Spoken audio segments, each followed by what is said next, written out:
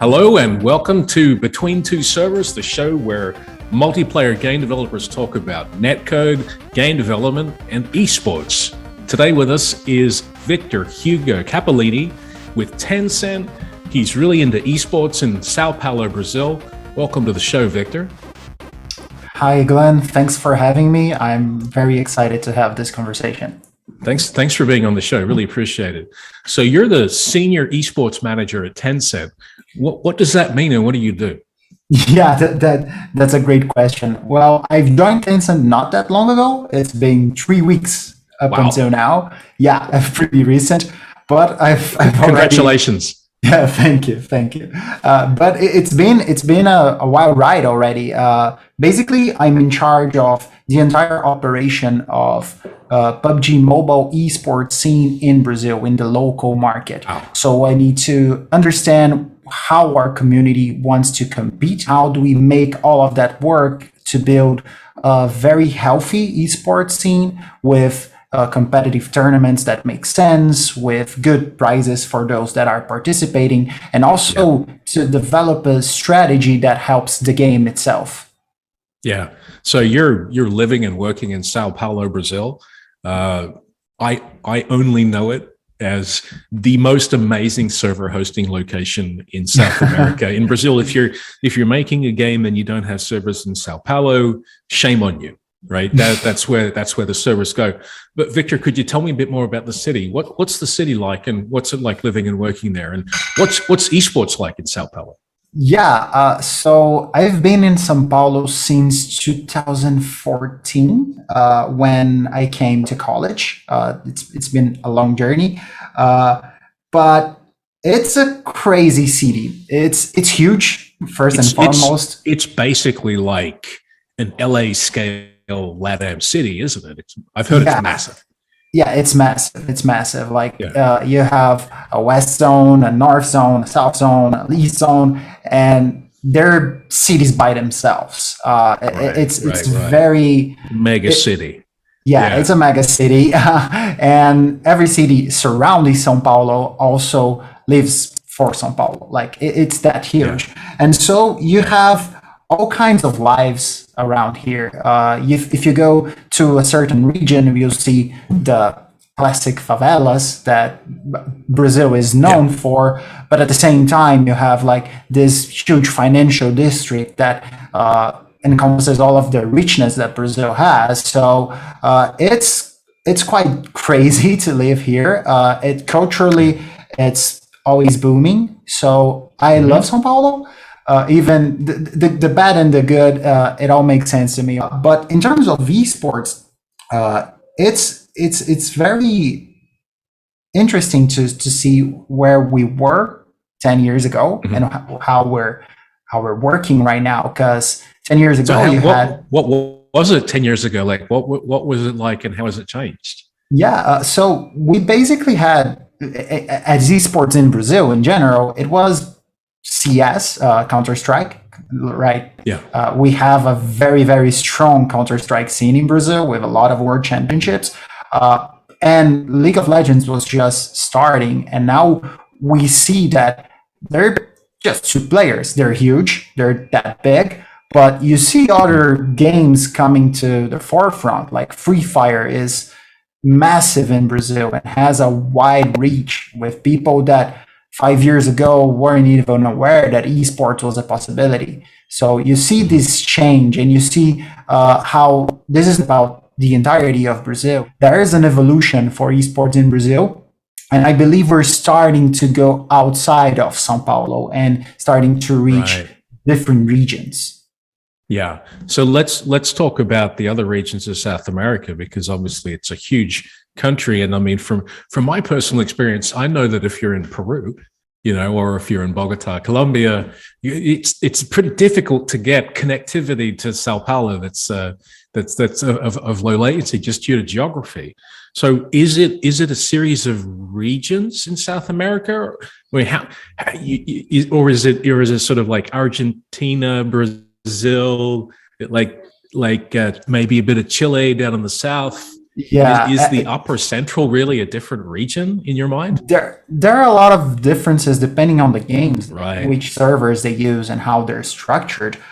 Usually, what you see is North America, Central America, and South America are three distinct regions, and you see the difference in the people that you're playing against. So if I launch a Rocket League match in a couple minutes, I'll see people from Argentina, I'll see people from Chile, I'll see people from Colombia, but I might not play against someone from Panama. I'll probably never play against someone from there. So there's this, But when you discuss how to operate in Latin America, there is this all-encompassing knowledge that this countries speak Spanish, so we should do the same thing for everyone, which isn't true. There are a lot of Portuguese speaking as well.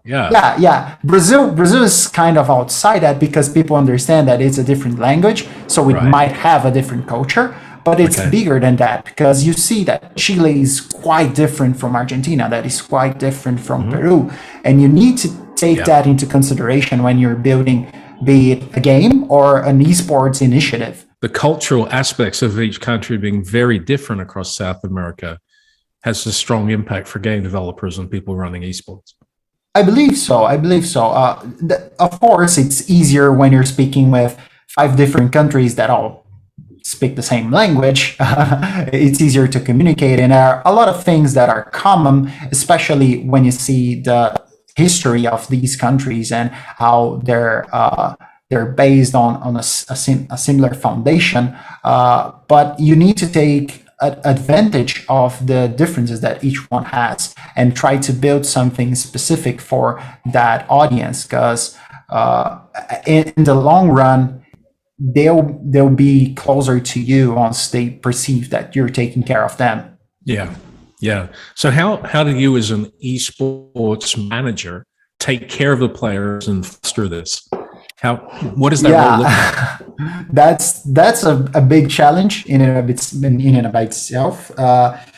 You need to listen. I believe it's really important. You need to listen to what the professional players are saying, and also the community. You need to understand what are the shortcomings of your competitive strategy, and how the changes in the game affects the tournaments that you're hosting.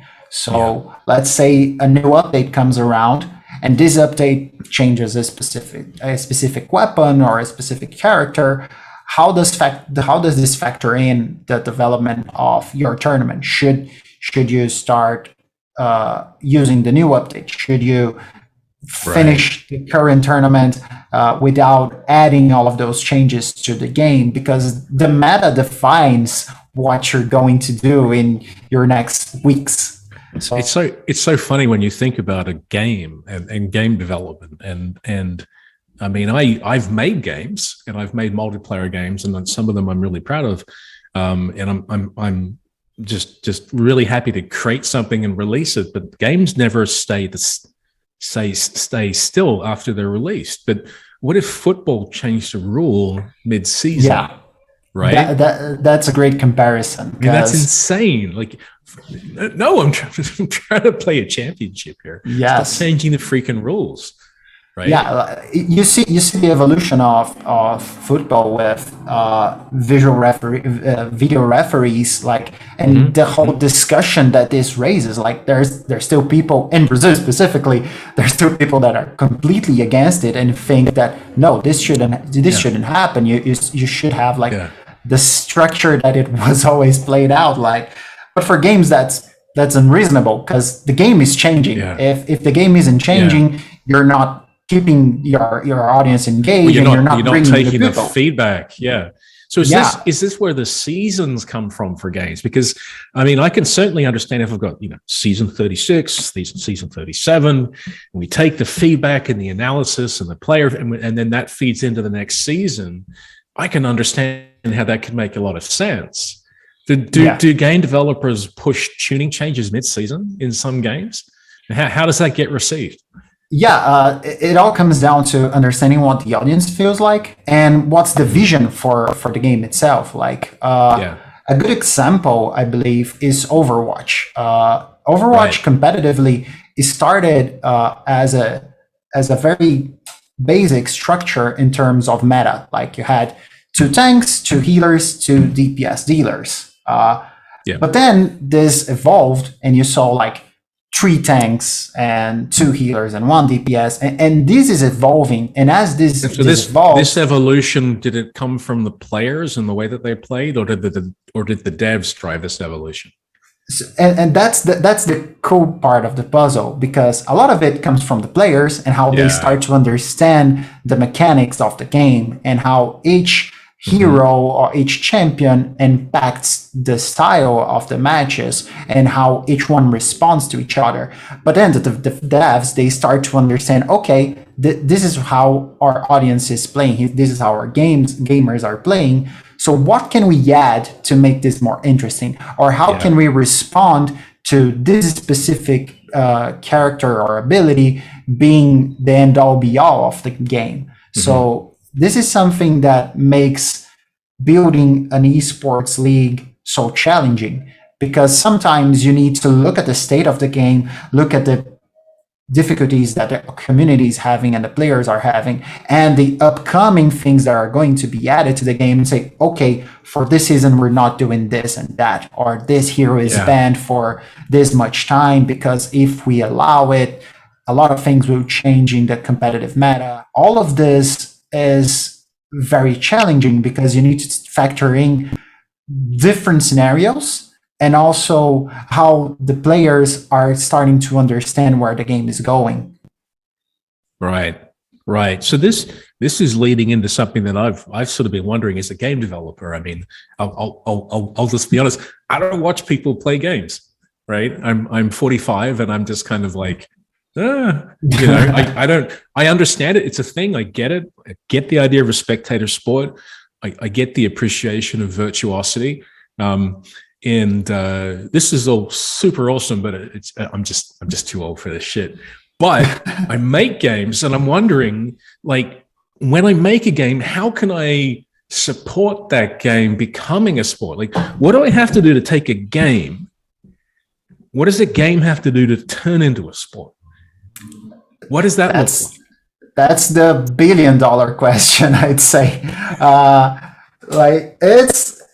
I can't answer this because I don't know. I know that how you can help an esport and how you can look at your competitive game and see the nuances of, okay, this can become like something that other people can experience, and this is how we can build it.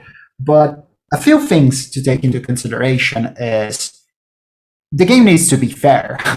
If competitive wise it isn't fair, then you're in a pickle, because how do you make this become an esport? Like the rules must make sense for everyone that's playing, and you need to have a playing field for the people competing there. But also you need to always listen to the player base and how are they experiencing everything.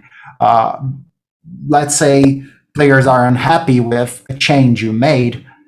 You need to take a deeper look into that and see, okay, is this that serious? Because sometimes an update might make changes to the structure of the game that will make your players uncomfortable and unhappy with how the game is being developed. But at the same time, players do have complaints each update. So which ones are the changes that you need to make? So sorting out which ones. So like a totally OP character that's totally dominating, right, is terrible when it's introduced for everybody who likes the other characters. But you know, like heaven protect the dev who takes that OP character away. Right. Yes. So like if I have something that is my thing that I use, right, and it gets taken away. I believe the main way to understand this, and of course that's not a rule, that's not true. Sometimes a character is broken, and it is broken, it is overpowered, and you need to nerf it. It happens, it's normal to the development of competitive esports. But when you look at fighting games, you have these grand stories of a character that was considered like low tier and raised through their ranks and were champions of like Evo or something.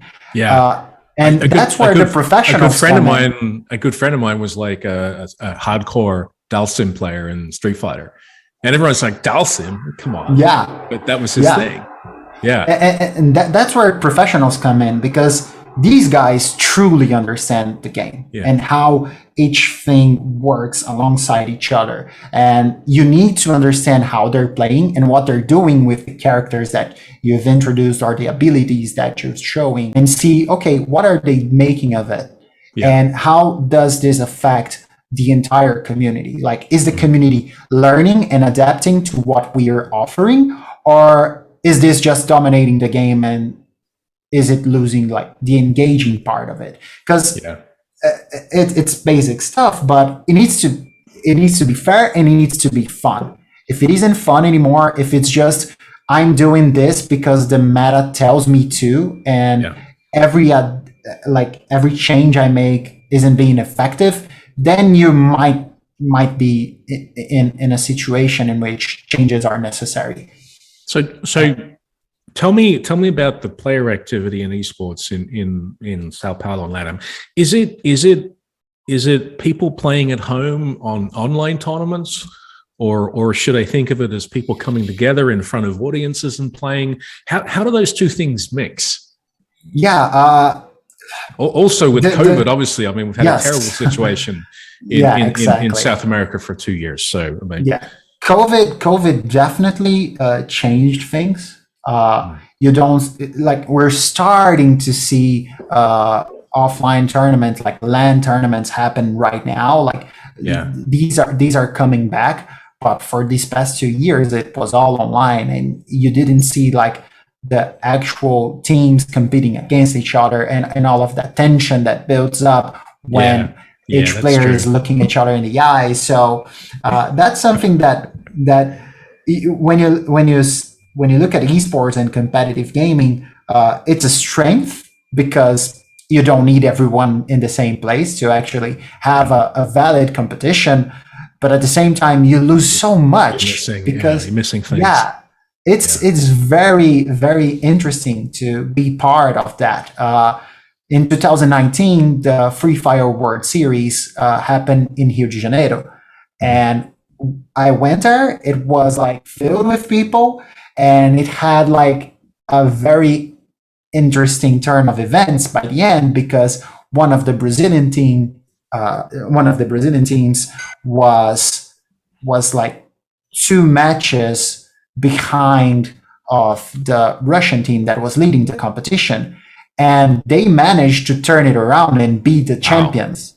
And the stadium went nuts, because it's an incredible experience, and it's just like traditional sports. The difference is that you're looking at a big screen with a lot of production, and you're seeing those players interact in a very different way. Yeah. So tell me about the future. Where do you see esports going? Well, I believe now that we're almost past COVID and we're seeing things get better by the day, I believe offline tournaments are coming strong. They're coming in hot, and this will I believe esports is already considered a big thing in Brazil, not just in Brazil, across the world.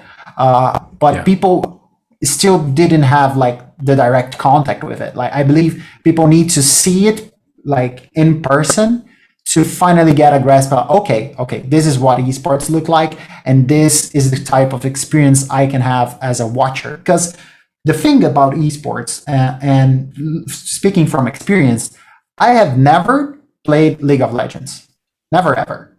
I've installed it like 2 times, never played it, but I always watch it, because I like to watch the competition. I understand how each of the heroes factor in the match. I understand the strategies. I know the players that are playing there, and I follow them to a certain degree. And that's something that I believe more people that might not be that interested in playing these games might like to do, because it's just like traditional sports. You don't need to play it to actually be engaged in it and understand what's happening. Yeah. Yeah. And then, I mean, as this matures, you also get, I played that when I was a kid, right? And like, these guys are amazing, right? Like I when you see cricket or football, you know the level of play, right? Yes. It doesn't mean you have to play and be good yourself, but where does it go? Do you think we're going to have like hundreds of different esports, or is it really just going to be like less than 10? I mean, are we really fighting over just like 4 or 5 slots for future worldwide sports here? If I take the analogy, it kind of feels like I can't see 100, you know? Yeah, I believe it's hard because to develop a successful game that is equally successful as an esports, it's quite hard because there are a lot of things that you need to balance out. By the end of the day, your game must be fruitful in terms of revenue, and it needs to appeal to a casual audience besides esports. So there is a limit to the amount of games acting at the same time and covering the same basis. Because when you look at esports, you need dedication from professional players. Like these guys must be playing on a daily basis, and they need to understand everything that's happening and keep up to date to the updates of the game itself. So it's hard to say, okay, we'll have 100 different esports. I don't think we're close to that. But I do believe that new players will come around and they'll be as successful as some of the ones that are already here, because there's something new for everyone. Like you never know what might pique the interest of general public. Like, and there's regional sports as well. Like exactly, football is amazing in South America. More so in Europe, less so in America. Of course, real football, not American football. Yeah. Thanks for that. For that. Not the hand egg. Sorry, I just had to get that in there. And cricket in Australia, West Indies, India, and so on. You see virtually that, unknown in the United States, really. You see that in Brazil, when you compare like esports in Brazil and the rest of Latin America with North America. You see that around here, mobile esports are huge already. And that's something that you don't see in North America still. And that's mainly related to culture, economics, you see games that are more accessible being more popular around here for obvious reasons. And if you look at Asia, Southeast Asia, China, these mobile games are huge over there also, like as esports. So all of the things you've said make sense. And also in terms of taste and the game itself, the structure of the game, FIFA is an esport also. Totally. It's the same thing, but in a virtual version. It's basically rocket cars playing football. Rocket League. That's a great game. So tell me about the mobile versus PC thing in South America in particular. Is it just the availability of mobile? Everyone has a phone, but less so. I assume that is it more PC console? Like what? Because I know like you look at Korea and you go, okay, PC bunks. Bunch of Korean gaming, not as much consoles there for historical reasons in the APAC region. What is the distribution of devices like in South America, and how is that impacting esports? When you look at it, everyone has a phone. So if you have a mobile game, chances are you're going to have a big audience to work with and to develop your esport. And Brazil specifically, we're a very unequal country. Like inequality is huge here, and the same can be said for a lot of different countries in the region. And that factors in terms of technology and accessibility, because people might not have PCs at their homes. Even so, they might not have even PCs capable of running top tier games. So this definitely affects the popularity of some games and how they're seen by people that are not that tied to gaming. So that Free Fire is huge in Brazil and in the rest of Latin America. And it all starts with the fact that it's a game that runs pretty well on very simple phones, like simple smartphones can run that game, and it's a highly competitive game. So this is something that affects the development of esports leagues, definitely in Brazil, because it all starts with the popularity of the game. Yeah. If you don't have players over there, it's really hard to start to see a competitive community. You've got to have a foundation of players who can play your game, and from that emerges the competition organically in a natural way. And the more distributed and the more accessible it is, the more likely that's to be. A good example for football. What do you need to play? Yeah. Just a ball. Exactly. Right? Exactly. The most accessible game in the world. Exactly. And the fact that you need a foundation, I like to look at it as when you're talking esports, you're talking a tournament and everything, there's the meta.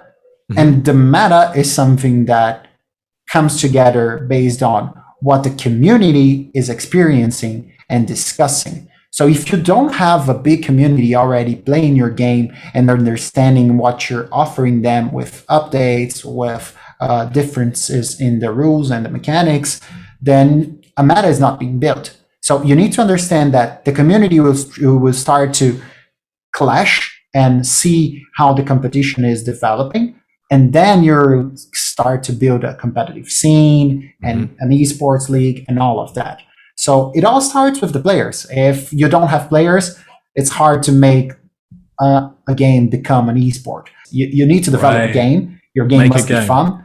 It must be fair. And so the players choose. It's the players. You can cultivate it perhaps, but it all comes down from the community. Like if your community is not that engaged in turning your game into a competitive game, then there's not much to do. Yeah, that's really interesting. So let's talk about streamers. What are the role of streamers and influencers in esports? Well, from my perspective, they're vital. I believe in Latin America in general, influencer market is huge. You see there's people that definitely affect the way in which some products perform and some games perform. So you see records being broken by streamers that are playing a specific game, and that affects the amount of players that that game will have in the long run. But at the same time, you see how these personalities, sometimes they come from the esports scene. Like in Brazil, we have Kami from League of Legends, we have Fallen from Counter-Strike, we have Nobru from Free Fire. These guys, they started as players, and as professional players, they developed their brand, and now they still have the ties to the games. When you look at professional sports, you have LeBron James. If he decides to retire today, you don't need to watch him tomorrow. Yeah, exactly. Yeah, I see how it goes. So the stories that these guys built throughout their career as professional players will remain there, and what they make of it defines their success in the long run. But when you're looking at the sport, how can you work with those guys to make more people watch your games and make more people interact with the product that you're promoting? So sometimes it's via restreams, and you interact with streamers that are popular, that are inside the gaming community, or even aren't, but are interested in your game. There are many strategies in which you can use to interact with these big personalities, but at the same time, they need to have a relationship with you. Otherwise, you're just speaking to a lot of people that might not be engaged by what you're offering as a game. Yeah, makes perfect sense. So it looks to me like making multiplayer games just got a lot harder. Now you've got to have relationships with streamers. You've got to have a community. You've got to manage that community. You've got to cultivate and build up a community of people playing your game over many years, and then invite them in and engage them in the design of the sport. and work Yeah. with them on the meta, make changes on a seasonal basis, keep it fair. And it also, and we can never forget the teams, the organizations, because they So you've got to run a league, their you've own. got to do teams, you've got to, have tournaments, you've got to have prize money. This is serious business. This is amazing. It's serious business, and it gets crazier by the day. But oh boy, it's fun. I really enjoy working with esports. That's awesome. So Victor, thanks heaps for being on the show today. And if anyone wants to learn more about esports in Latin America, reach out to Victor Hugo Capelini. His email is on the screen now. Thanks for being on the show, Victor. Thanks, Glenn. Thanks. It was great talking to you. Awesome. See you later. Bye, everybody. See ya. Here's the hard truth. The internet doesn't care about your game. After all the blood, sweat and tears you put into making your game, you launch, and some players get terrible network performance. What can you do about it? Build your own internet? This is why we created Network Next. Network Next is a radically new way of linking networks together. It's a new internet. One where networks compete on a neutral marketplace to carry your game's traffic. Network Next puts you, the game developer, in control of the network. We monitor every player's network performance, and you choose when to accelerate them. Not only will you see better network performance for your players, you'll also have the security of knowing that if one network is congested, we switch to another in seconds. Now you control the network.